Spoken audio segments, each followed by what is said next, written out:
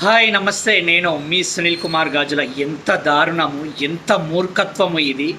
పిల్లలు మంచిగా స్కూల్కు రెడీ అయిపోయి యూనిఫామ్ వేసుకొని బయలుదేరారు. అదేంటండి, పిల్లలు యూనిఫామ్ వేసుకొని స్కూల్కు బయలుదేరితే మూర్ఖత్వము ఎలా అవుతుంది, దారుణం ఎలా అవుతుంది అని అనుకుంటున్నారా? ఆ బయలుదేరిన పిల్లలు బండి పైన బయలుదేరారు. ఒక్కరు కాదు, మరి ముగ్గురు బయలుదేరారు. ఆ ముగ్గురు కూడా స్కూల్ యూనిఫామ్ వేసుకొని బయలుదేరారు.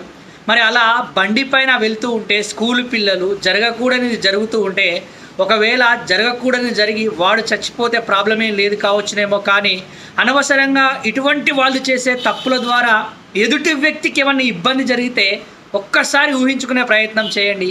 అసలు కొంచెమైనా వాళ్ళ పేరెంట్స్కు బుద్ధి జ్ఞానం ఉందా?